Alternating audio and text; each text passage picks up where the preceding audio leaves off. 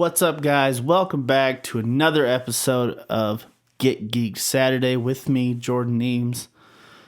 Make sure you guys hit like and subscribe to my YouTube page, Get Geeked Saturday. Make sure you guys tune in every Sunday, 7 p.m., where myself and the other Whiskey Cinema boys talk about movies, talk about pop culture, pretty much anything that comes to our heads we'll talk about. This Sunday, 7 p.m., like I said, we're talking about Denzel Washington. It's going to be a really good episode. He's an actor most people love. He's one of our favorites, so it should definitely be a very fun-filled, exciting episode for you guys to have. For now, though, being Get Geeked Saturday, what's geekier than Wade Winston Wilson, the Merc with the Mouth, Deadpool? Getting right into it with comic books, it's where he comes from, as most of the characters I talk about. Debuted in 1991, February of 91, New Mutants number 98, created by Fabian Nicieza, I'm sorry if I butcher your name, and Rob Liefeld, who has drawn, or he was the artist for Deadpool on that comic, and has been the artist for Deadpool for a while. He's done quite a few issues of G.I. Joe. He's doing the current Snake Eyes run. Debuted originally as a villain, kind of kept that up for a few years, and then turned into the lovable Merc with the Mouth, the anti-hero that we all know and love. A few trades for you guys, or a few comic books specifically that I would suggest if you're looking to get into Deadpool. Start off with New Mutants number 98, like I said. It's his debut comic. See where he comes from and how different the art was back then to some of the stuff you see now. One of the best ones, Deadpool Max, the R-rated comic, the stuff you see in the movies. It's basically that version, but in comic form. Really good stuff there.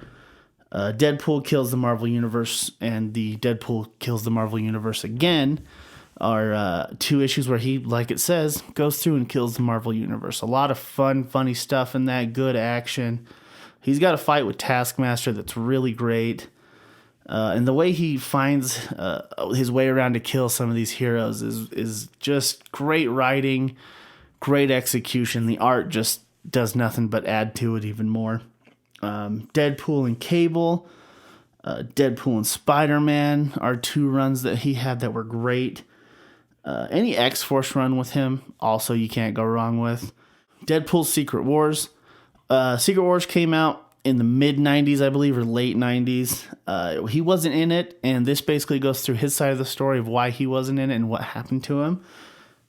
Good comic. Not as good as the original Secret Wars, but I think it does Deadpool some justice there.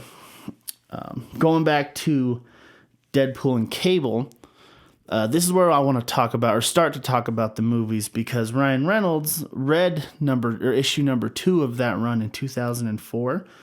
In it, Deadpool refers to himself as Ryan Reynolds crossed with a Shar-Pei.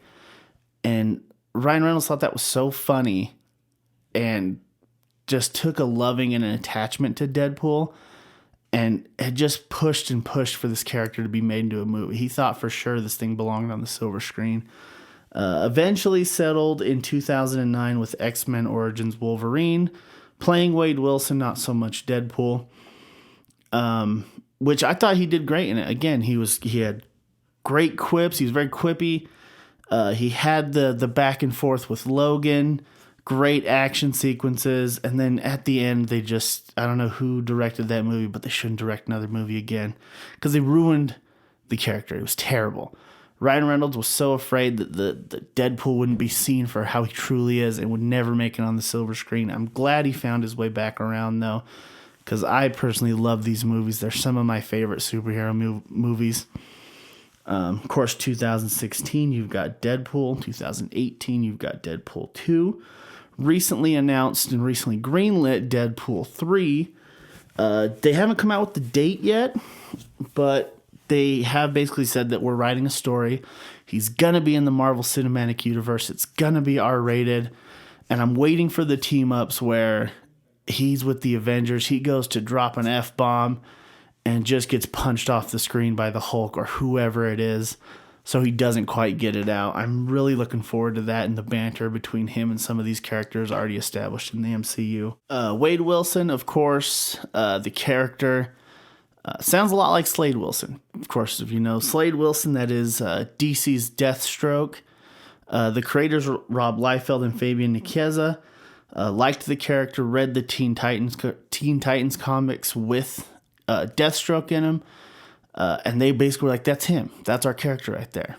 And basically took a funny or a serious guy, a serious badass, and turned him into a funny badass. They even named him Wade Wilson to make the inside joke that he is related to Slade Wilson, even though, being opposite brands there, it could never happen, but it's still fun to think about, and I love that they took that. They took an awesome character, and in my opinion, made him even more awesome. All right, guys, that's it for me. If you guys want to talk about some of your favorite trades or favorite comic book issues, please drop them in the comments. We'll spread all that Deadpool love around as much as we can. We can get in some conversations. You can lead somebody else to see the love or in the light that is Deadpool. But for now, that's it for me. Thank you guys so much again for tuning in. Tune in this Sunday, like I said, 7 p.m. Like and subscribe to the YouTube page. For now, guys, stay geeky. I love y'all.